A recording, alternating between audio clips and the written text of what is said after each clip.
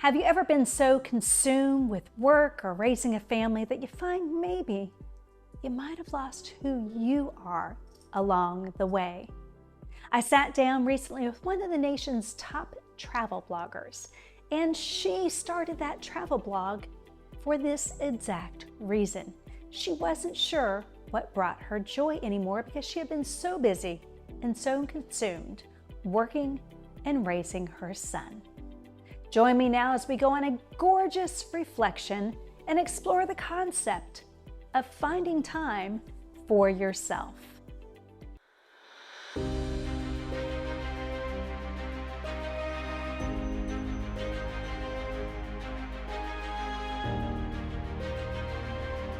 I am Lauren Gay. I am known on the internet as Outdoorsy Diva.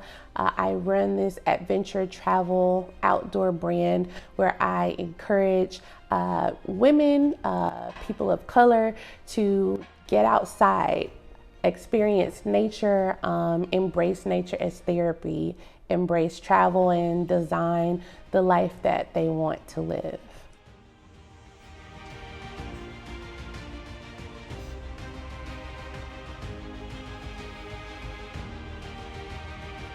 My son was 13.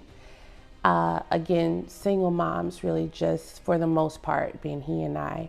And he was going away to a summer camp, but he had never been away from me for any length of time, no more than a weekend or two or something like that. But 3 weeks he'd be away, living on a college campus, going through this whole program. Great idea, right? In theory. I took him to the airport to tell him bye, and he's like, bye. He walks down the jetway. I'm standing there watching him. I'm standing at the window watching the plane, waiting on it to take off. I just started bawling, like slid down the wall. I'm sitting there and I am uncontrollably sobbing in public. It was an emotion I had not experienced.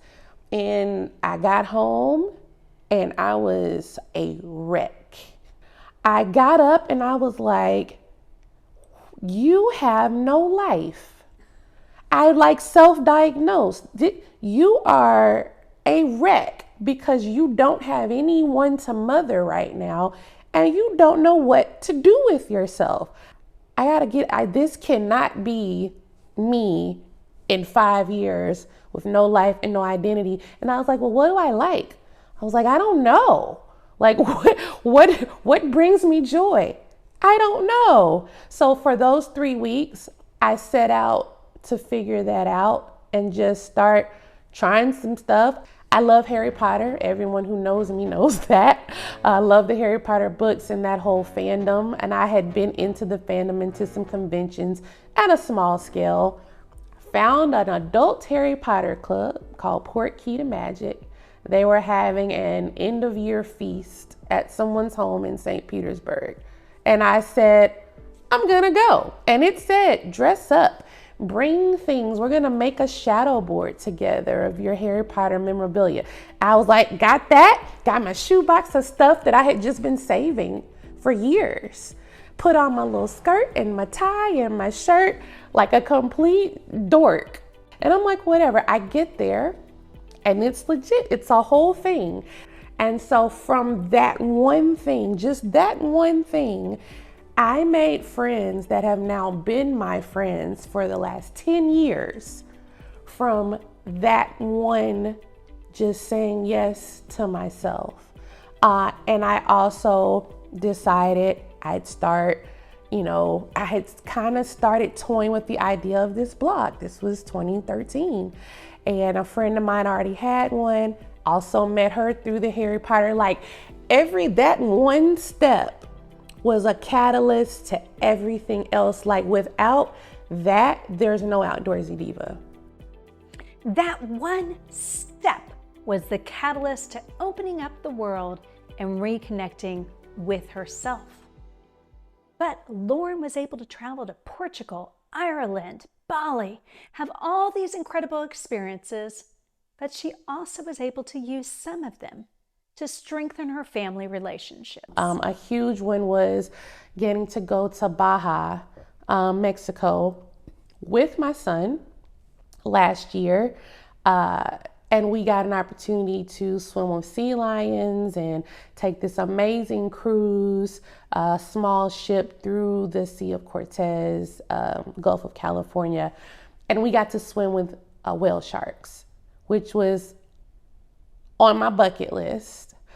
And it's special because that was, my son loved sharks growing up. I took him to Atlanta to the Georgia Aquarium, and when he was 12 years old, and he saw those whale sharks in captivity and like was freaking out, telling the people all the facts about the sharks. And like, I have a picture of him standing there like with the sharks swimming overhead.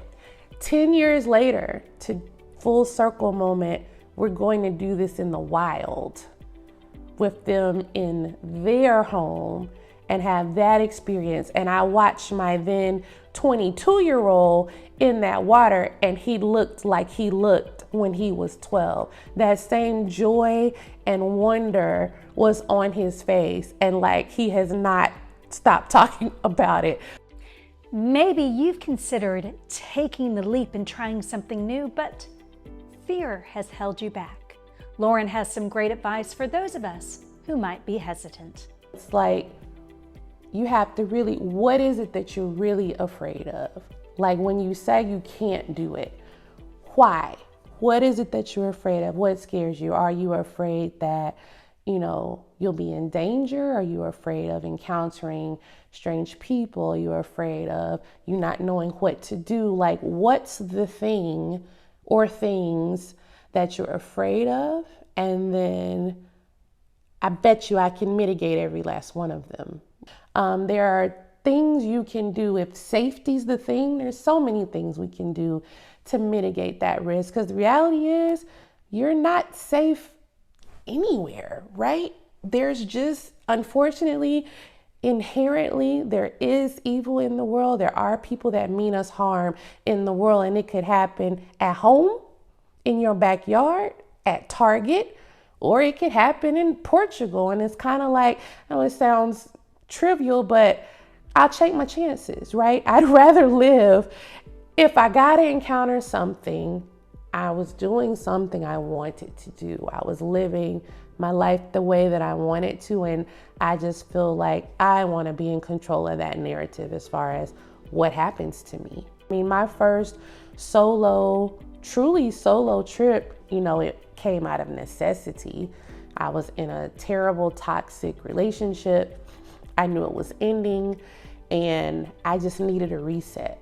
And that trip, before the week was over, I rented a car, stick shift, drove in the mountains. Down there, I swam in a volcanic thermal pool that's in the Atlantic Ocean. Like, I got there and there was no people, and I'm looking at this, there's this rope for you to hang on to because the water rushes in and out. And I'm thinking, this is probably not something I should do alone. And a couple walked up and they were like, "Are you gonna get in?" I was like, "Are you gonna stay here and watch me and make sure I don't die?" And they were like, "Sure, we'll even film for you." All right. Got down in my swimsuit and I got in. I did all these things spontaneously that I never thought I could do. Like, every fear I had, I mitigated and I planned for. And the unknowns, I embraced them. The mistakes, I embraced them. And I came back saying, I can do anything. Like, I sat and looked at this volcanic crater. They're known for this lake, Sesidas. One side's green, one side's blue, same body of water. There's no scientific explanation for it. And I was like, wow, look at all this beauty. This whole island, all this beauty is from destruction, from volcanic activity. Well, if my life can be burned down to the ashes and we gotta rebuild and start over, it can be just as beautiful. Like, the same thing can happen for me. Sometimes you have to take that leap with the unknown, with the fear, and just do it and see what happens, and know that you can always abort mission. You just have to look the fear in the face and say, all right, come on, let's go. take it with you. Taking that fear with you, a worthy challenge indeed. You know, Lauren has had so many incredible experiences over the past decade of adventure travel blogging. I asked her if she had any regrets.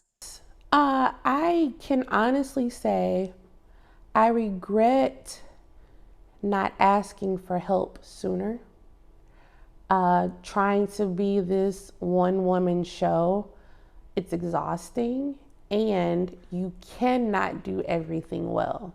You simply cannot. Just because you know how to do it, it doesn't mean you should be the one to do it. And it took me way too long to relinquish that control and to really make a concerted effort to get help. But I definitely wish that I had embraced that and learned that lesson way earlier on this journey. If you feel like you don't know who you are, you've kind of lost touch with who you are, then, love starts with you first. And it's okay to choose you. That's not selfish. It is okay to carve out space and time for you. Even if you have an hour a day, you say that hour a day, because that's what I've started to do, is going to be something either that's dedicated to something I love doing, to my health, to my well-being, whether it's mental, spiritual, physical health, but carve out time intentionally for yourself. And the final thought I would say is no is a complete sentence. You don't have to do everything. You don't have to accept every opportunity. No is a complete sentence. And that's a wrap on this episode of Gorgeous Reflections. And I hope maybe you'll listen to Lauren's advice.